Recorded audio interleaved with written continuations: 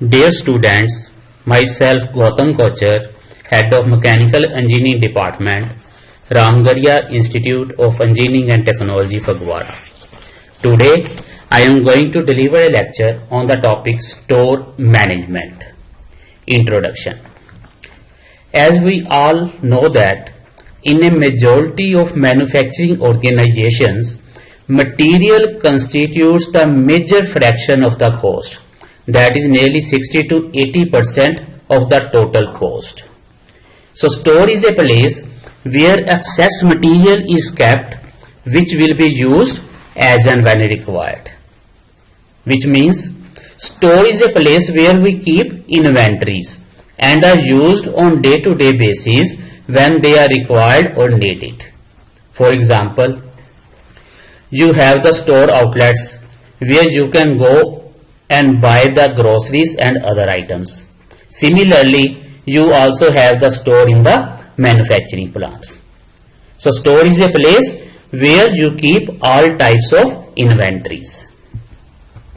Next point, store management is concerned with carrying the right kind of material in right quantity, which means neither in excess nor in short supply, and providing it quickly as and when required, keeping it safe against any kind of deterioration, theft, and to carry out the efficient performance of all these functions at lowest possible cost.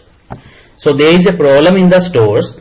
We will be having materials in the form of raw material for the manufacturing industries, maybe in the form of chemicals, iron, cement, maybe perishable or non-perishable items. So there is a high risk of theft or pilferage inside the stores that we have to manage. Next is objective of stores. In the chain of internal customers and suppliers, store has several internal customers. As a matter of fact, all functions of management are internal customers to stores. For example, suppose in a manufacturing organization, the material is stored in a store. Now, if there is a need of material in the production department, then that production department will be the customer of store, and store will be the supplier of that material to the production department. Customers as usual expect quality, cost, and delivery from every supplier.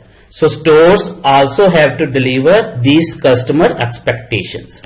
In this process, store performs some activities that are functions of stores. Then comes stores functions.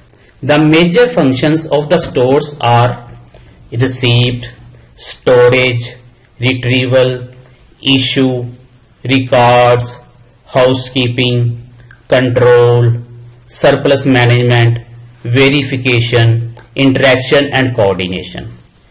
Let me explain you one by one. Number one is receipt. Receipt means incoming material. So receiving and accounting of materials, whether they are in the form of raw materials, bought out parts, spares, tools, equipment and other items. Any item of goods or material that enters the organization always enters through the stores. Similarly, every item, unless specifically excluded, has to leave through the stores. So store is the final account keeper of all materials. Materials supplied by the suppliers after verification and approved by the quality control department as per the quality standards of the organization, it is moved to the specific place in the store layout. Second is storage. Storage means provision of right and adequate storage and preservations to ensure that the stock do not suffer from damage, pilferage or deterioration. So the detailed system is adopted for location and labeling of items while in storage. So storage plan is made keeping in mind nature of products. Nature of product means physical state, inflammability or any other hazards. Then comes the volume and weight, means heavy or light. Then comes movement of frequency, means fast moving or slow moving. Then comes point of use, means where it is going to be used. Third point is retrieval, means facilitating each location and retrieval of materials, keeping optimum space utilization. So it is an easy and quick traceability of items that are demanded by internal customers, and easy and identification, maximum space utilization and minimum handling are the key factors to retrieval functions. As it is a common practice in the organization that after hours of searching for the item is declared to be out of stock, which causes hold up of production process and avoidable urgent purchase of out of stock material. Next is issue, means fulfilling the demand of consumer departments by proper issue of items on the receipt of authorized purchase requisitions. So an internal customer does not pay the price, but he has to fulfill the requirement of authorization for the demand. So a duly authorized requisition for the item is the key. Next, fulfilling customer demand for the item in minimum time, keeping quality high and cost minimum is issue. Next is records. Record means to maintain proper records and update receipt and issue of materials.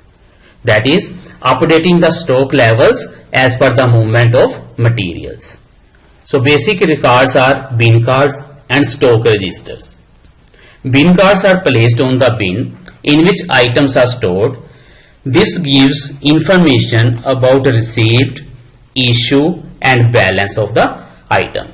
And the stock registers gives all the above information as in the bin cards, but also in addition to that, value of the material. So the next point is housekeeping, which means keeping the stores clean and in good order so that the handling, preservation, stocking, receipt and issue can be done satisfactorily. Next is control. Control means keeping a close look on the discrepancies, abnormal consumptions, accumulation of stocks, which means taking measures to ensure material plan is being adhered to. Any changes in consumption pattern are closely monitored for corrective action, and material movement is watched to identify non-moving materials for disposal.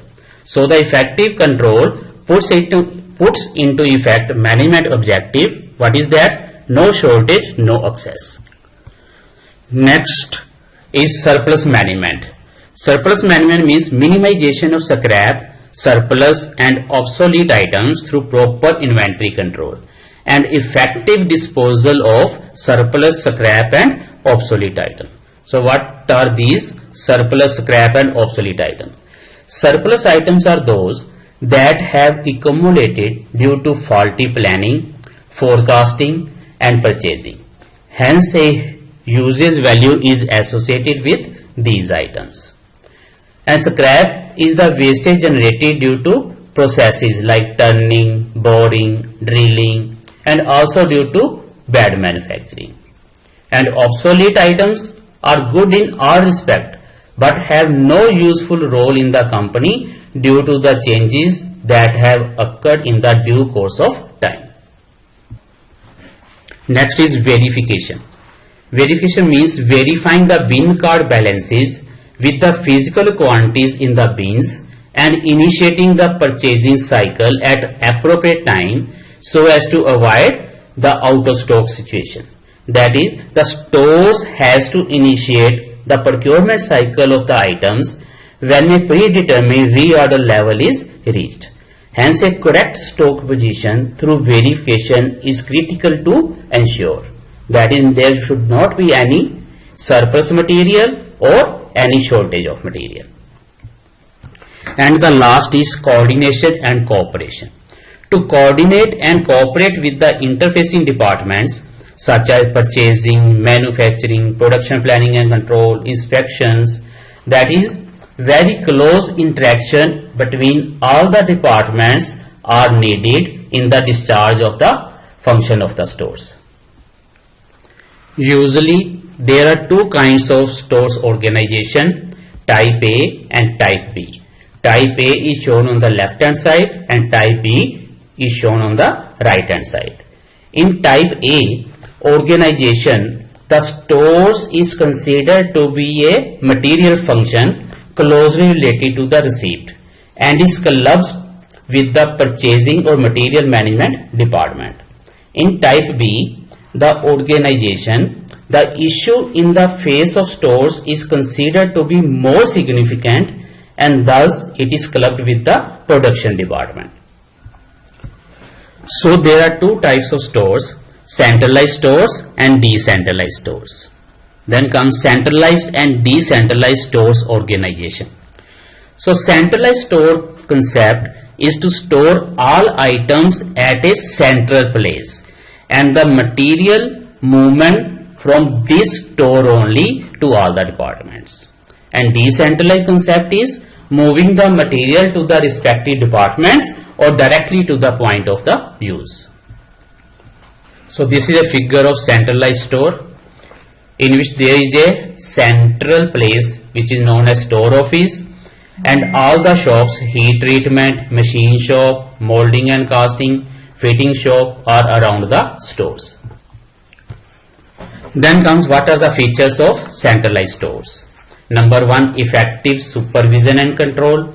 Number 2, issue at single point reduces cost of issue.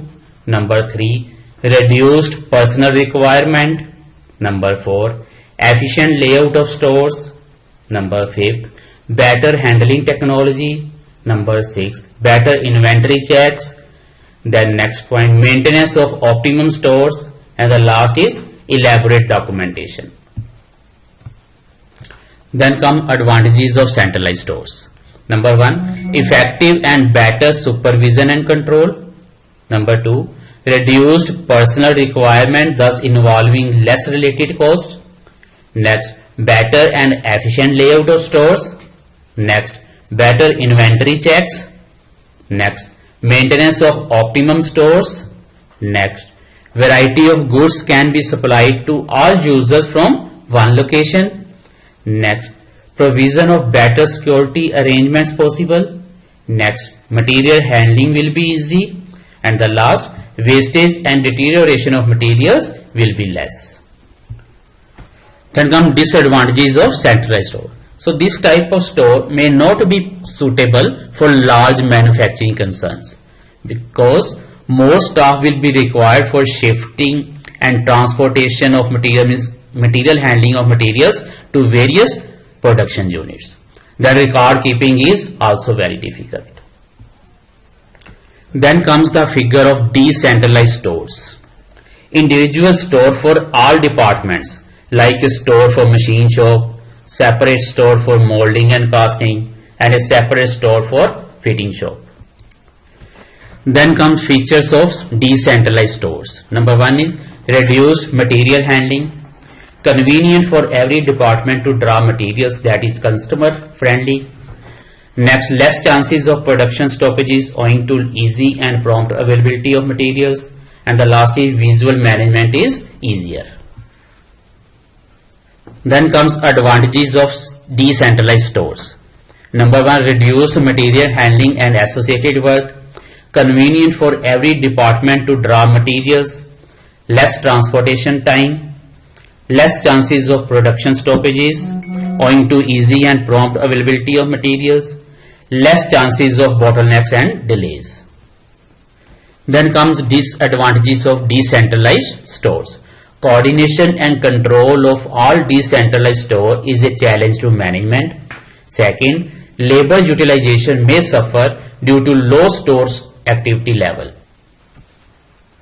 Other types of stores are depending upon the nature of the material, that is raw material stores, component stores, work in process stores, WIP stores, then finished goods stores, semi-finished goods stores, tool stores, consumable material stores.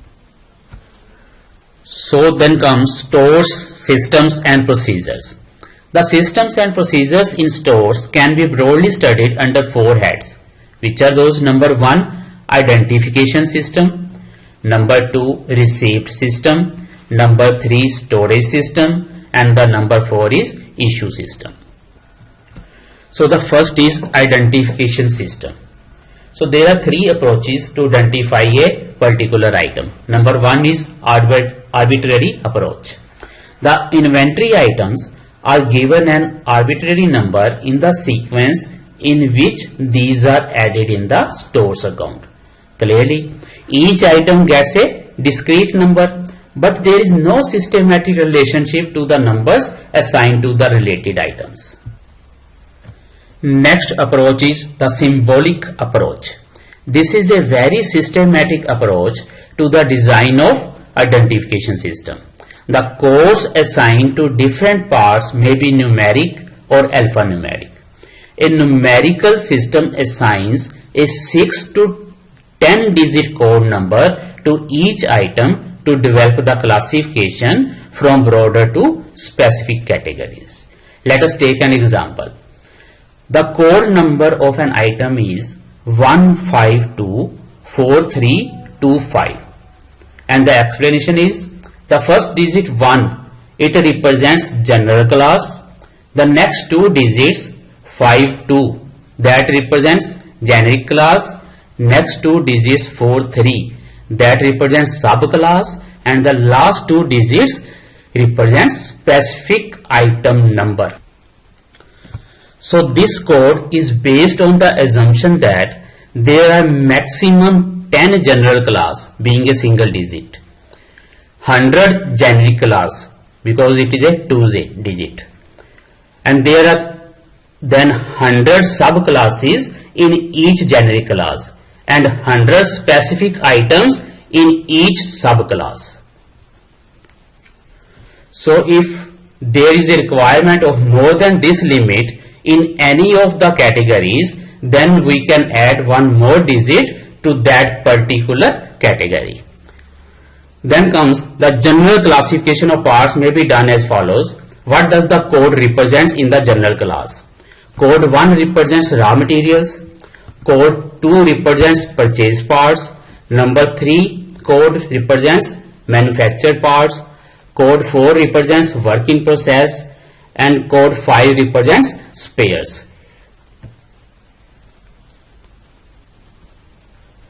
So this alphanumeric system combines the numeric and alphabetic notations. This makes the visual identification easier because they are more descriptive and often shorter.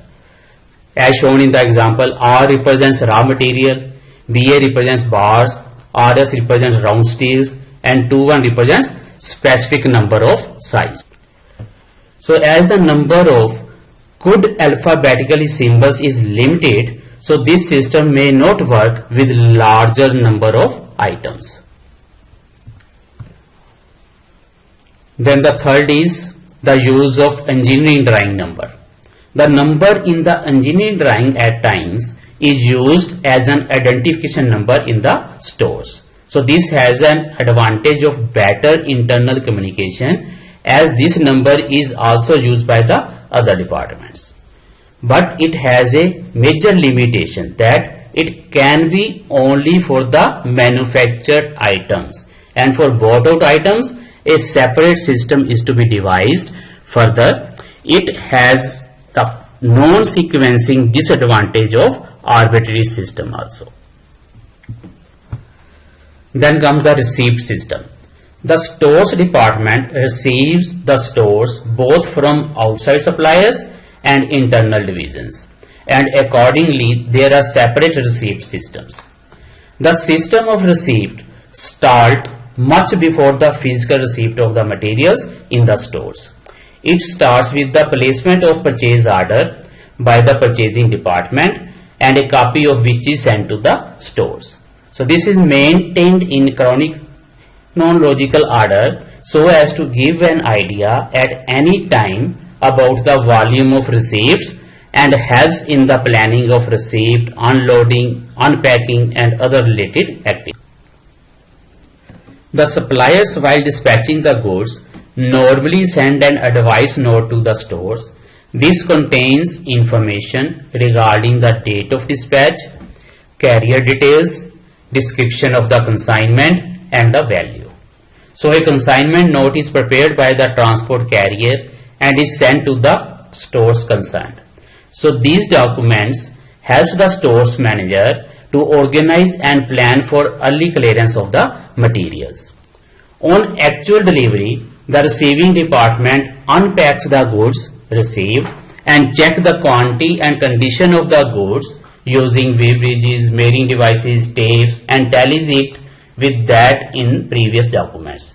So there is a packing slip inside each package detailing the contents in package, and usually it gives the purchase order number.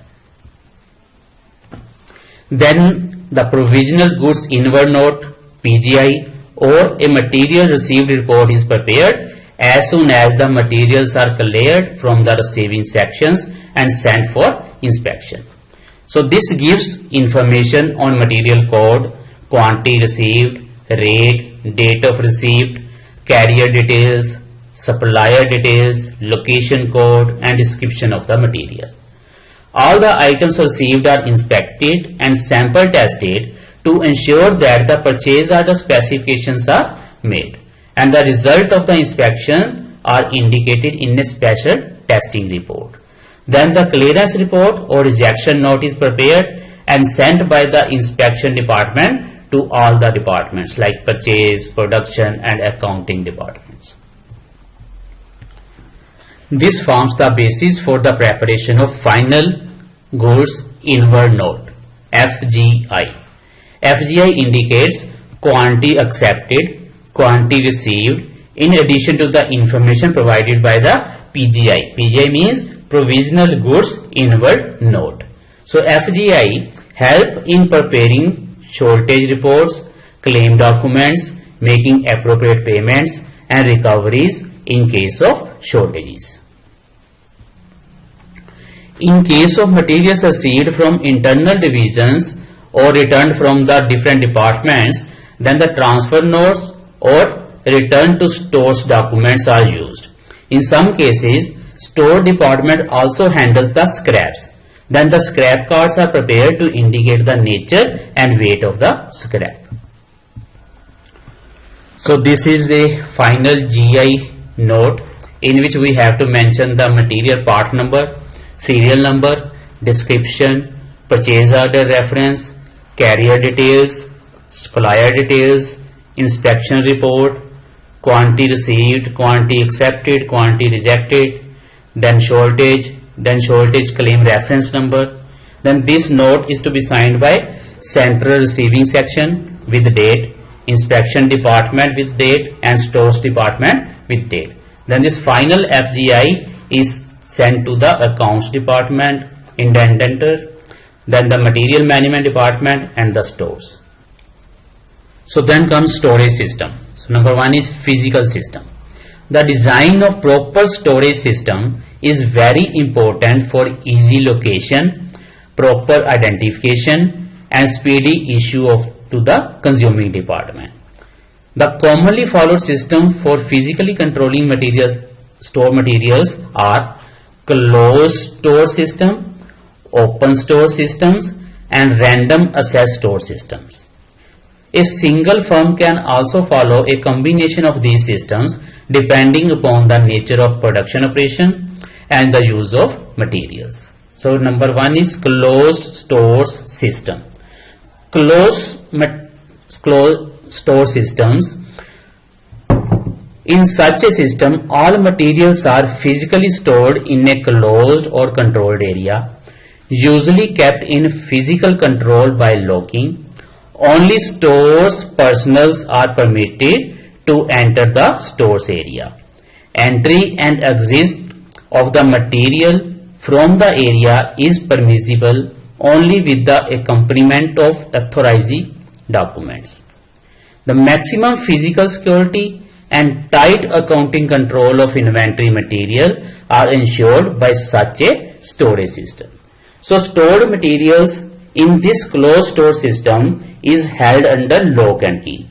entry into the store is restricted to authorized persons only, and the physical movement of the material is only with authorized documents only. That is, maximum security and tight control on the movement are features of this system. So next is open store system. In this system, no separate storeroom exists. The material is stored as close to the point of use as is physically possible. So such a system finds applicability in the highly repetitive mass production type of systems exhibiting a continuous and predictable demand. For example, in automobile assembly plant. The storage facilities are arranged at each workstation as per the requirement and availability of space. The storage facilities are open and worker has direct access to it. So no authorization document is needed in this open store system.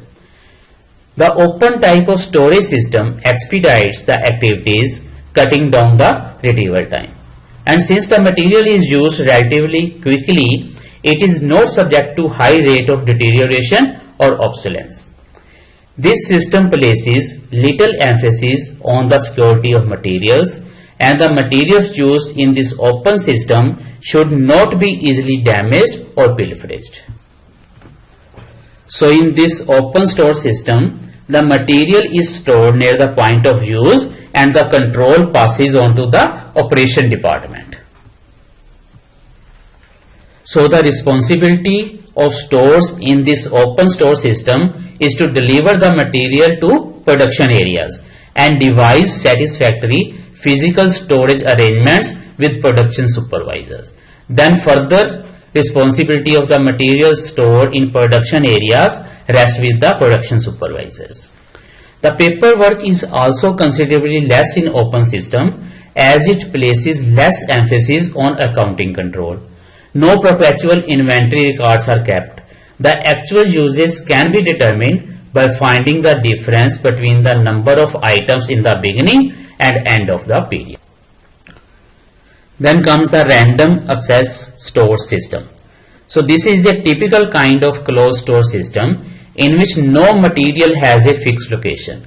All materials are stored at random locations throughout the storeroom. Similar types and sizes of storage equipment are grouped together.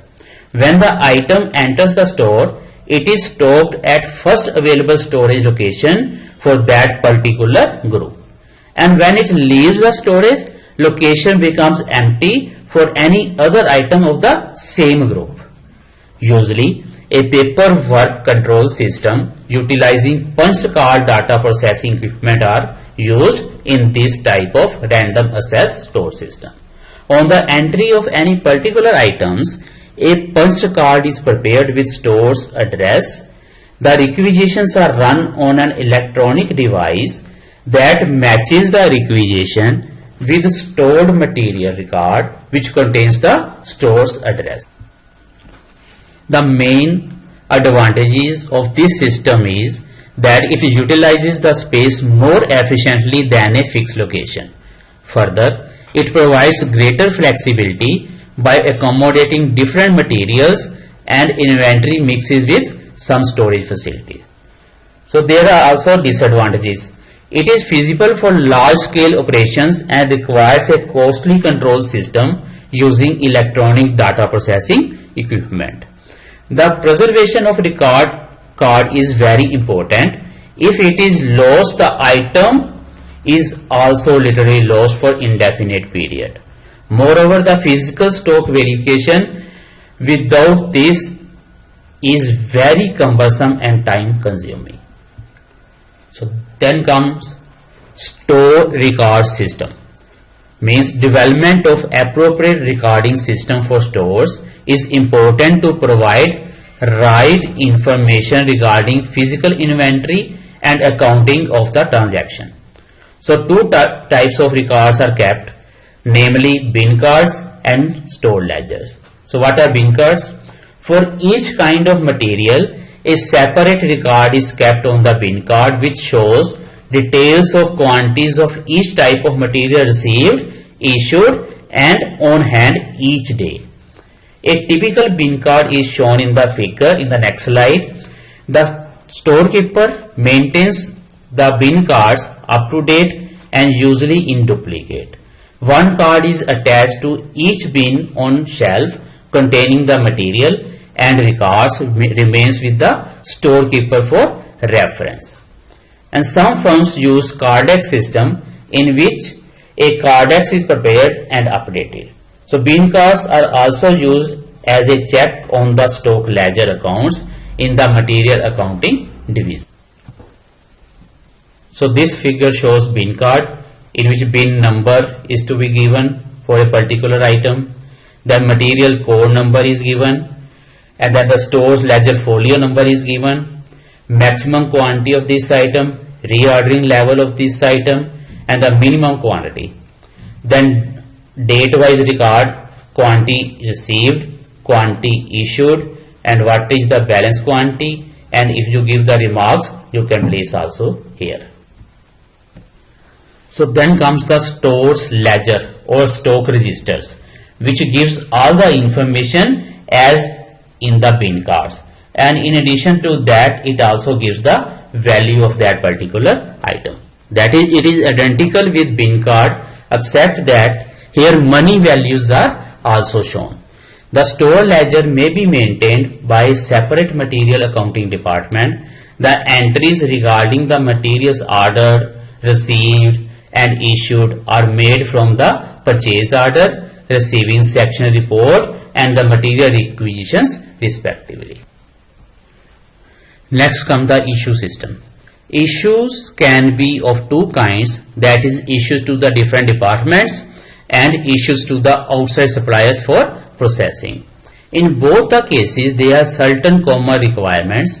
The control of issues is regulated by production programs.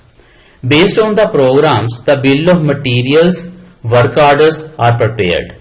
Listing of each material quantity to be issued and corresponding quantity of the component to be manufactured. So any material requirement over and above as indicated in the work order means excessive wastage or scrapping. So usually the junior store personnel are not authorized to issue beyond the work order quantity, which brings an inbuilt control.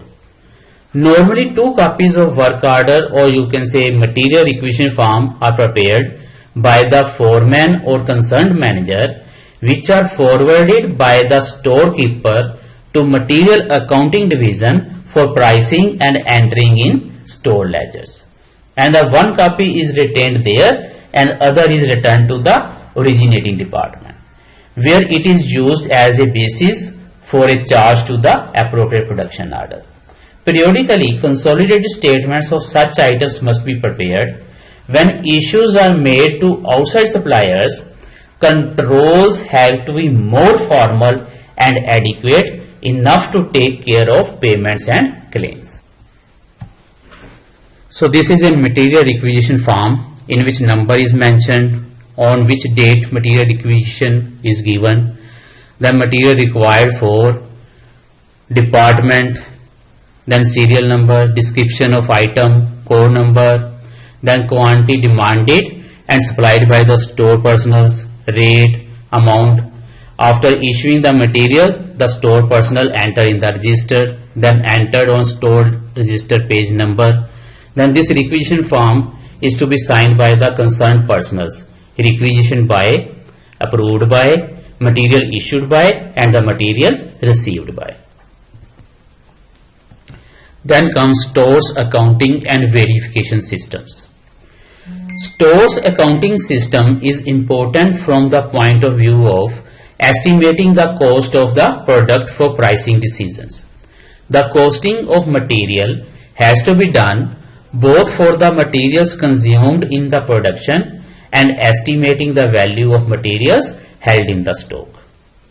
For the purpose of costing of the receipt of the materials, the various factors that should be included are material price, freight charges, insurance, duties, taxes, packaging charges. Then the prices quoted and accepted in the purchase order may often be stated in various ways, such as net prices, prices with discount terms, free on board, cost, insurance, freight, etc. All these factors should be appropriately accounted while costing for the incoming materials. Another important accounting is to be done of the stocks held at the end of the financial year, that is the accounting period. So there are two systems for stores accounting. One is FIFO system and the second is LIFO system. First one is the FIFO system. This system is known as first in first out system and is based on the assumption that the oldest stock is issued first. Therefore, at the time of issue, the rate pertaining to that will be applied. There is no profit or loss in the pricing arrangements. But the value of the stocks held on hand is the money that has been paid for that amount of stock at latest price levels. So in case of too many changes in the price levels, the FIFO system becomes unwieldy. Another limitations of this system is that it fails to provide a satisfactory answer to costing returns from the stores. Next is LIFO system. This system is known as last in first out. This system is based on the assumption that the most recent receipts are issued first. So as the latest prices are charged in this system, it leads to lower reported profits in the periods of rising prices. So this offers savings in taxes. But in case of wide fluctuation in prices, this system tends to immunize unrealized gains or losses in the inventory.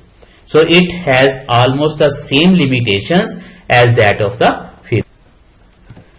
Third one is average cost system. It is based on the assumption that issues to production department are equally made from different shipments in stock.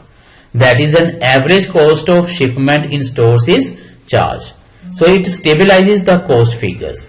The average is to be calculated by dividing the total cost with the number of items, and it is to be updated with every new purchase. Next comes market value system. This is also known as replacement rate costing, in which the materials issued are charged the prevailing market rates.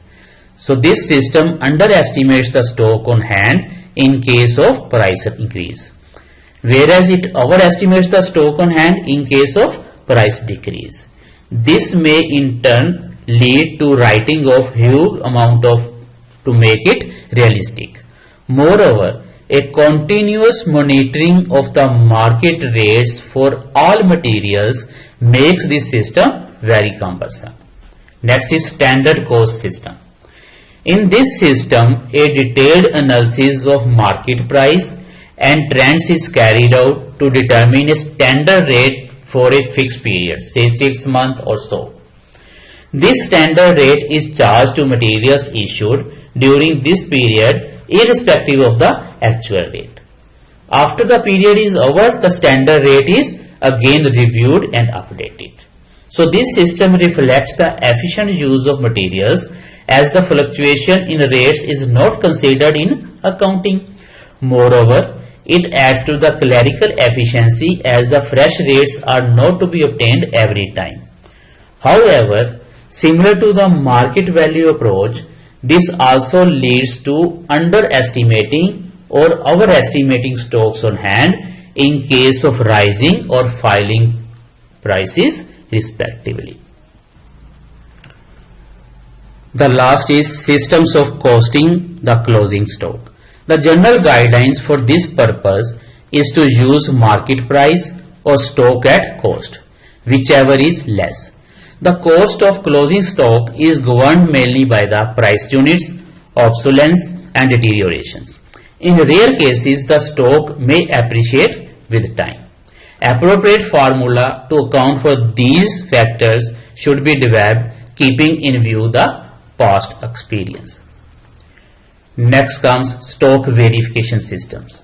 The process of stock verification is carried out for following purposes. Number 1, to reconcile the store records and documents for their accuracy and usefulness. Second, identification of areas deserving tighter document control. Number 3, to back up the balance sheet stock figures. And the fourth is to minimize the theft and fraudulent practices. First is annual or periodic physical verification. In this system, the entire inventory is physically verified at the end of the financial year. So this is normally done at the end of the accounting period. The stocks are closed for a few days. This may necessitate the shutdown of production operations. The activities such as repair or overhaul of equipment and machinery are to be done during this period. Physically checking of each item and then comparing the entries on bin cards and store ledgers. This leads to a formation of a list of surplus or short items, damaged and obsolete items. They are then traced and recorded. This needs to develop a detailed program and schedule to complete the verifications store-wise and item-wise. Top management sanction can then be sought for writing of deficiencies or valuing surplus. As all the items are checked at one time, there can be no confusion about any item being left unchecked. Next is perpetual inventory and continuous stock taking system. In case of large firms dealing with a large number of items, the final inventory system may take a lot of time and it may not be possible to shut down the whole plant. Then the perpetual inventory system is more appropriate method for this type of industry. In this method, stock verification is done continuously throughout the year. Different methods are adopted by different firms for continuous verification.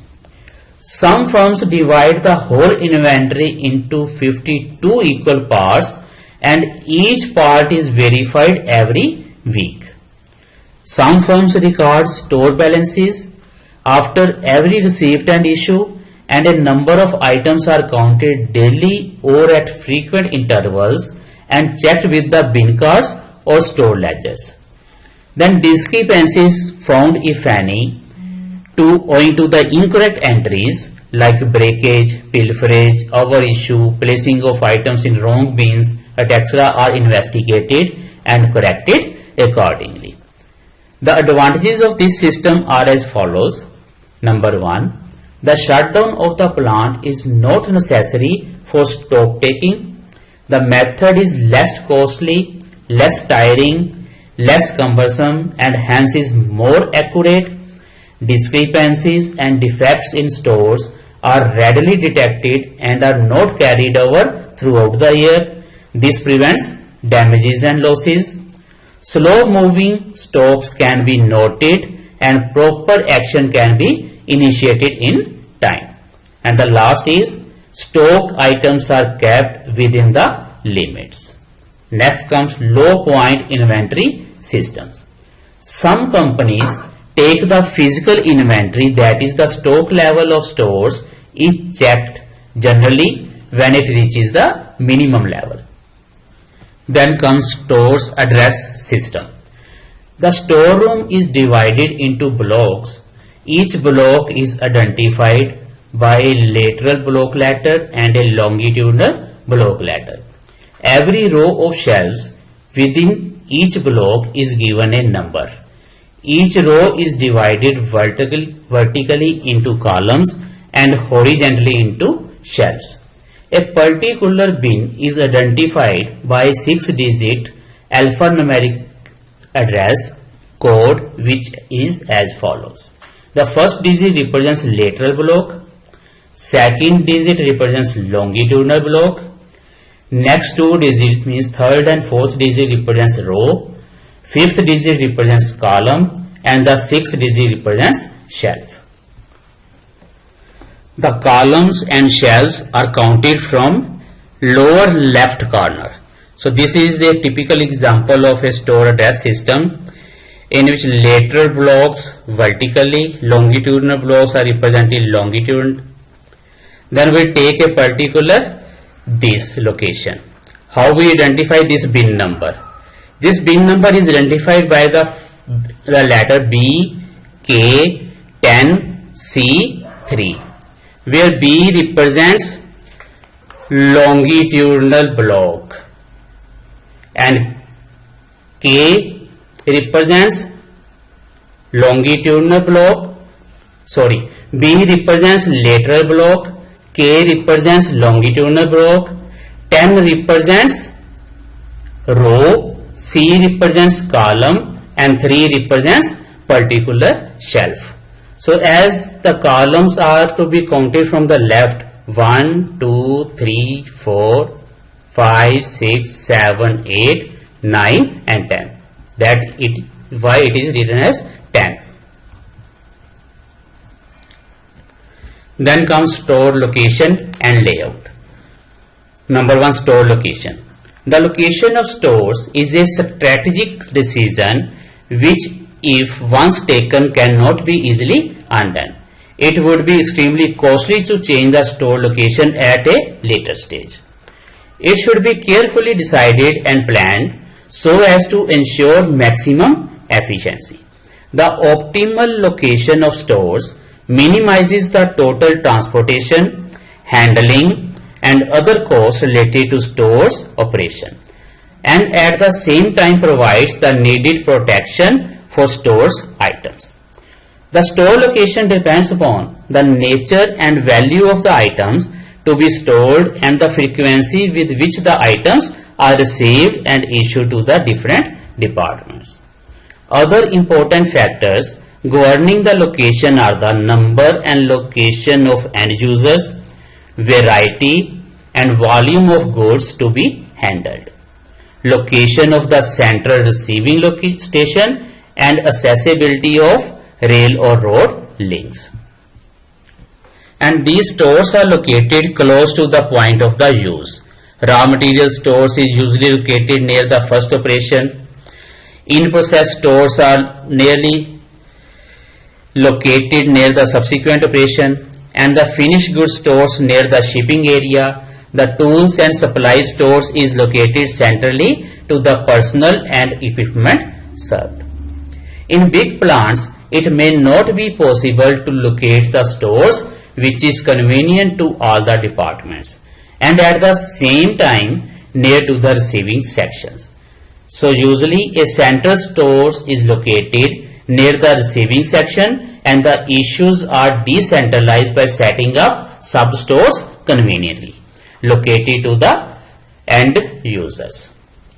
The location and building up of stores should be done with a futuristic outlook. The provision of the new departments and the increase in the volume of the stores should be kept in mind. Then comes layout and design of stores. The efficient layout and design of stores is very important from the point of view of its functioning, which is linked to the overall functioning of the plant. A good layout must bring the point of the origin, storeroom, and the point of use in adjacent and proper reference of best material flow. The planning and design of stores should be carried out with the following objectives in mind. Number 1, to achieve maximum ease of operation with ready accessibility of major materials. Second, to achieve minimum waste of space and flexibility of arrangement. Third, minimization of material handling requirements. And the last, minimization of material deterioration and pilferage.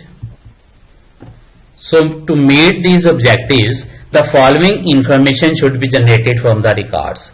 That is classification of store items by size, number, weight, frequency of handling, means fast moving, slow moving, non moving, handling arrangements, perishability, Then next point, space requirement to store the item. Then units withdrawn at a time. Then maximum number of units to be stored at one time.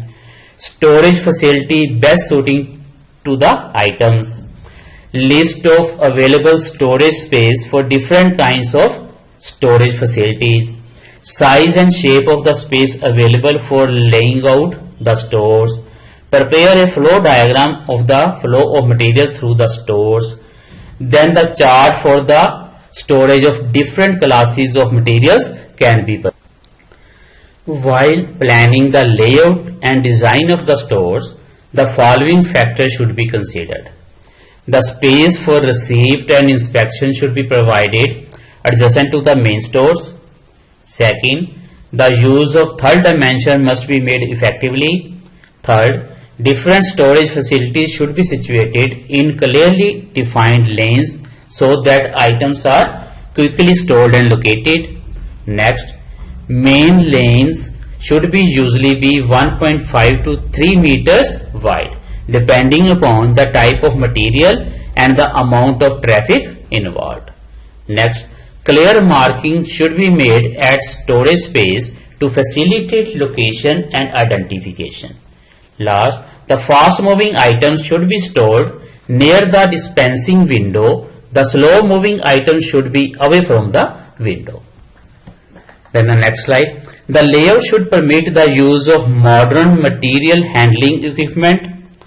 Stores layout should be encouraged. The FIFO, that is the old stock, should be used earlier, and the storekeeper should not be compelled to keep the new stock above the old one. Next, due space should be left for expansion purposes in each portion. Next, a pleasing and hygienic environment must be provided within the storeroom. This may be done by proper selection of the color of walls, provisions of exhaust removal, provision of cleaning, etc. Next, adequate and clear lighting arrangement should be provided. Next, adequate safety provisions including the firefighting equipment, alarms, accident control and prevention methods should be inbuilt in the storeroom design. Next, special facilities such as cold room, heating equipment, air conditioning, etc. if required should be carefully planned in advance. Then comes the store equipments. The different kinds of equipments which are used in a storeroom can be broadly classified into two categories, that is storing equipments and material handling equipments. Which are storing equipments? The commonly used equipment in a storeroom are as follows. Number 1, platforms, then pallets, cabinets, stacking boxes, special storage racks, gravity feed rack, outdoor platforms and racks, open and closed shelves, bins, trays, drums, barrels. The selection of the equipment shall be governed by the size, shape, other physical characteristics, and the extent of preservation required. An open type of shelving should be preferred for easy accessibility unless the nature of the item needs closed should be carefully done.